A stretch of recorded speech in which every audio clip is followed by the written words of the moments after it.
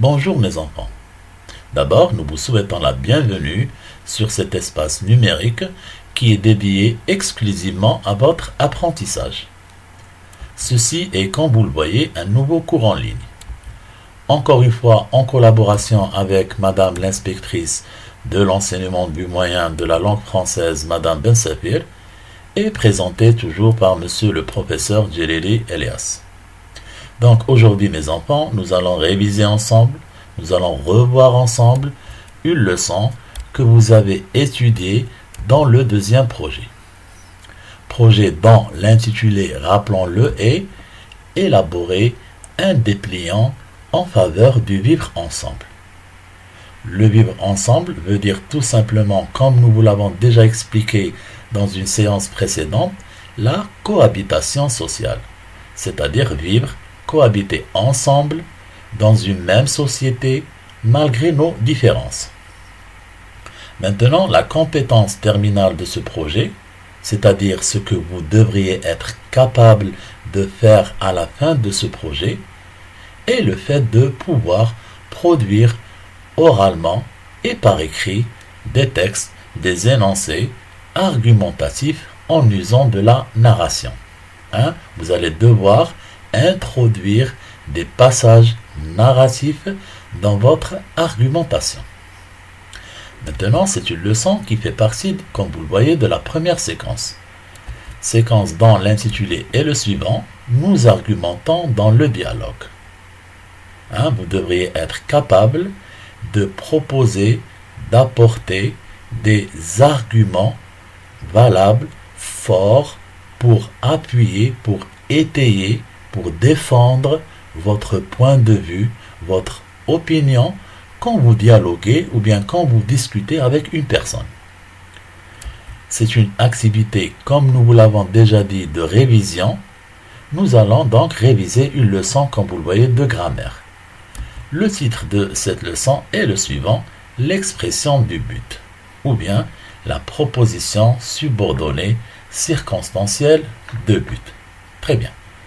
Nous allons à présent débuter par un rappel. Voilà.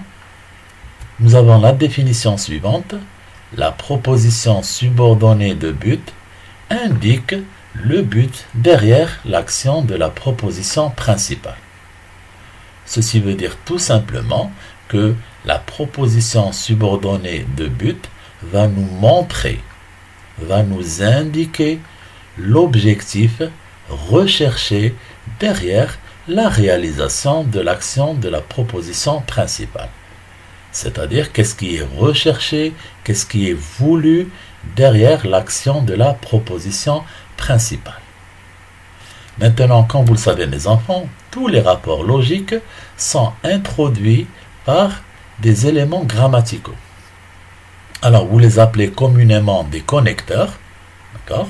Et ce sont aussi, comme nous allons le voir, par exemple, une conjonction de subordination. Ici, en l'occurrence, c'est la préposition pour. Donc, pour est une préposition, sa nature grammaticale, c'est une préposition, et son rôle dans cette phrase, elle va relier deux propositions en subordonnant une proposition à une autre. Elle va subordonner la proposition qui exprime le but à la proposition principale. C'est pour cela que nous l'appelons la conjonction de subordination. Et comme vous le voyez, elle devra être suivie impérativement d'un verbe mis au mode infinitif. C'est-à-dire que le verbe qui va suivre la préposition pour ne sera pas conjugué. Très bien. Le rapport de but, maintenant, est introduit aussi par des locutions conjonctives de subordination. Avant de voir quelles sont les locutions qui introduisent le but, nous allons d'abord vous expliquer la différence, quelle est la différence entre une conjonction et une locution conjonctive. Alors, quand nous disons une conjonction, ceci veut dire tout simplement que nous avons affaire à un seul mot, comme ici pour. Nous avons aussi les conjonctions de subordination qui introduisent la conséquence. Donc, alors, un seul mot. Celles qui introduisent la cause, comme, puisque. Donc ceci pour le terme conjonction. Maintenant pour le terme locution conjonctive, ça veut dire tout simplement que nous avons affaire à 2 mots, 3 mots et voire même des fois plus 4 mots. Comme c'est le cas par exemple pour la locution conjonctive introduisant le rapport de conséquence, c'est pour cela que elle est formée de 4 mots. C'est, pour, cela et que. Très bien. À présent, nous allons voir celles qui introduisent le but. Voilà, nous avons la locution pour que. Donc, comme vous le remarquez déjà, elle est formée de 2 mots. Pour que implique que le verbe qui va suivre doit être conjugué au mode subjonctif présent. Le mode subjonctif présent, vous l'avez déjà étudié. Mais nous allons vous proposer une prochaine séance en ligne où nous allons revoir ensemble ce mode de conjugaison. Nous pouvons utiliser aussi, voilà, la locution conjonctive afin de. Et celle-ci devra être suivie d'un verbe à l'infinitif comme vous le voyez. C'est la préposition de qui va nous forcer, qui va nous obliger à mettre le verbe à ce mode. On ne le conjugue pas. Nous pouvons aussi utiliser la locution conjonctive afin que. Et celle-ci devra être maintenant suivie d'un verbe voilà, conjugué au mode subjonctif présent. Nous avons aussi la locution conjonctive dans le but de. Donc cette locution est composée et formée de 4 mots dans le but et de, et elle est suivie elle aussi d'un verbe mis au mode infinitif, et c'est toujours la préposition de qui nous force, qui nous oblige à mettre le verbe à ce mode. Nous pouvons aussi utiliser la locution conjonctive en vue de, et celle-ci devra elle aussi être suivie d'un verbe mis au mode infinitif. Très bien. Nous allons à présent vous proposer une schématisation pour mieux illustrer ce que nous avons vu. Donc, le rapport de but, la phrase qui exprime un rapport de but, peut être formulée de cette manière.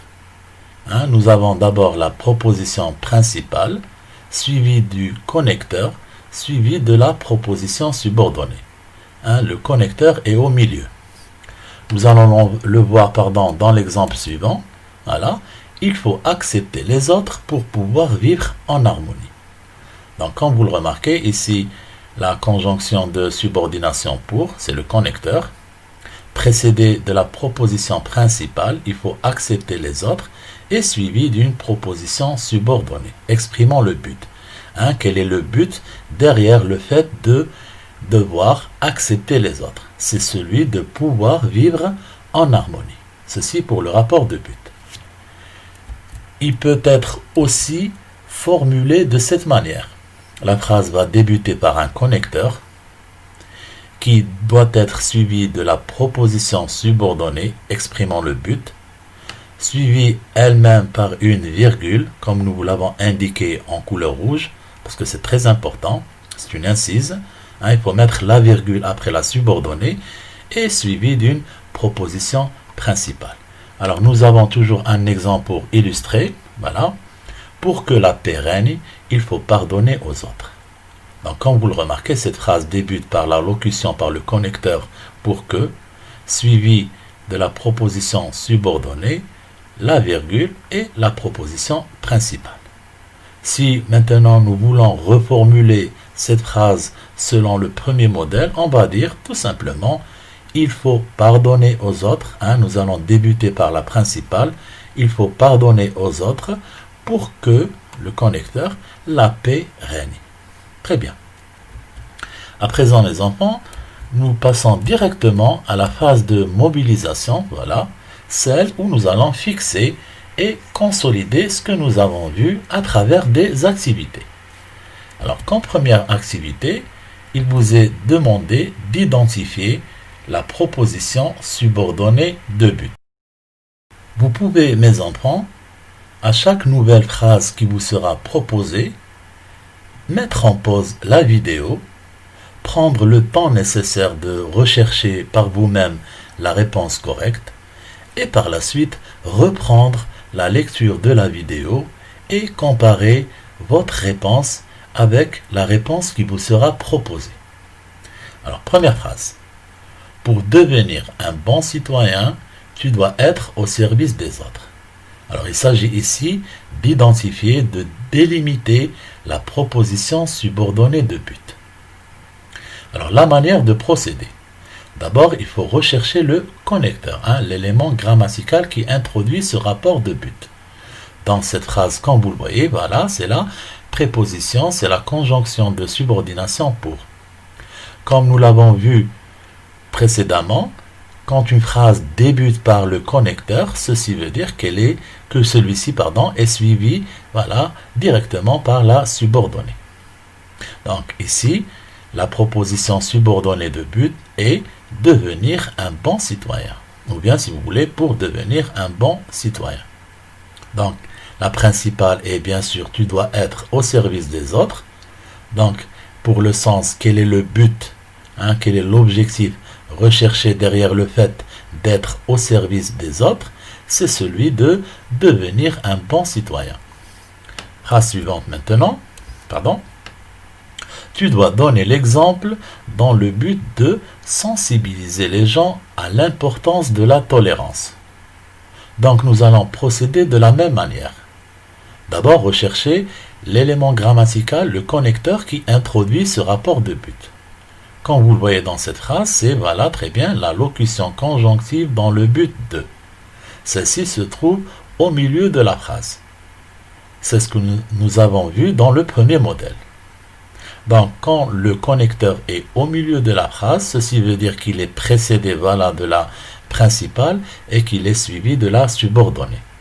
Et donc, automatiquement ici, la proposition subordonnée de but est la suivante: sensibiliser les gens à l'importance de la tolérance. Ou bien, si vous voulez, dans le but de sensibiliser les gens à l'importance de la tolérance. Très bien.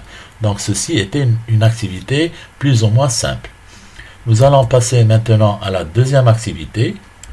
On vous demande cette fois-ci d'exprimer le rapport de but autrement, ou bien d'une autre manière.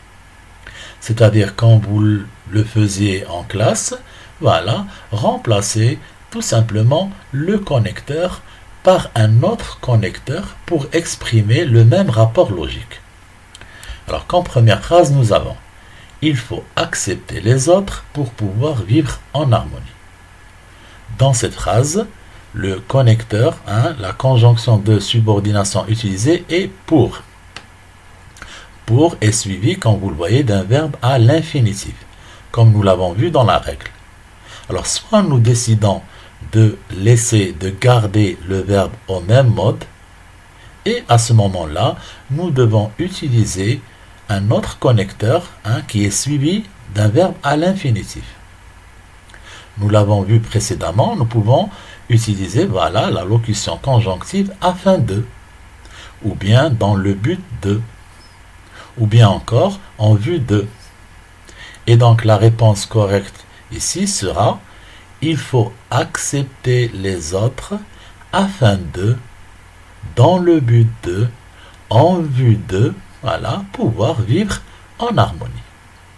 Pour faire très simple, si maintenant nous décidons de conjuguer ce verbe au mode subjonctif, changer le mode de conjugaison, remplacer l'infinitif par le subjonctif, à ce moment-là, nous devons utiliser les locutions conjonctives pour que ou bien afin que. Et donc la phrase ici sera: il faut accepter les autres pour que, afin que.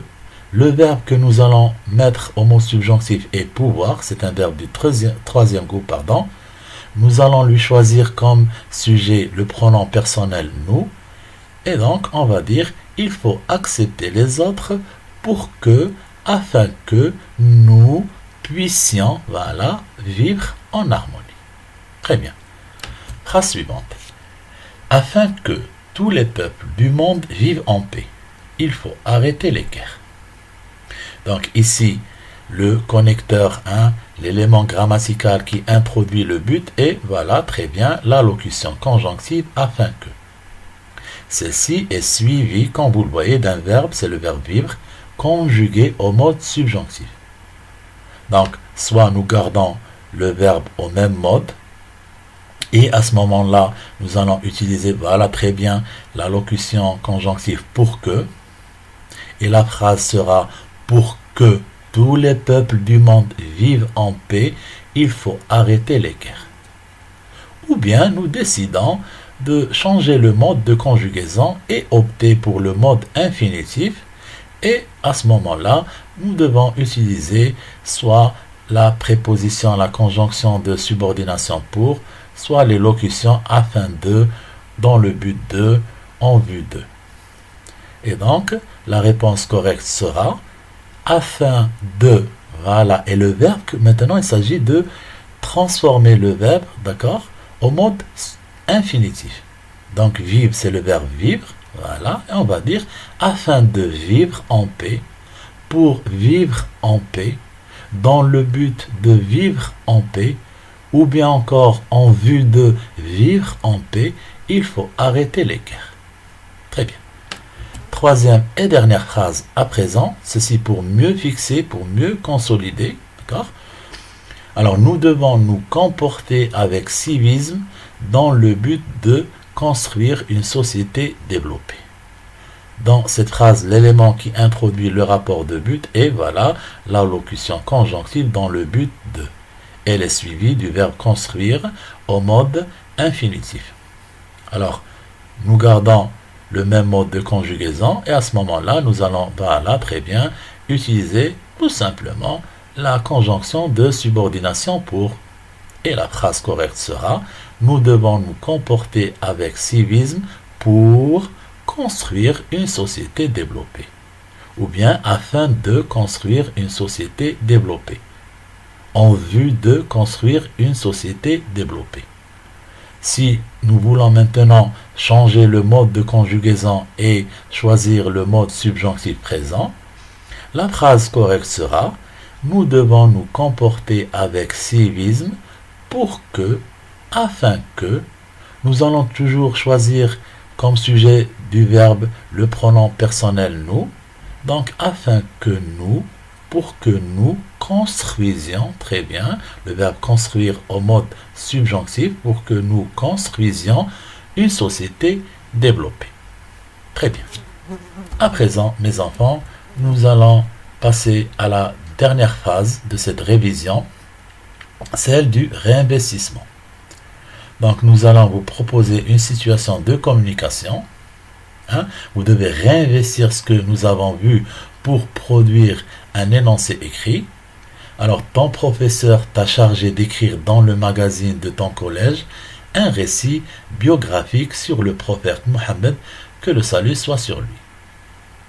Dans cet énoncé, les deux mots-clés sont d'abord récit, qui dit récit dit histoire, dit narration.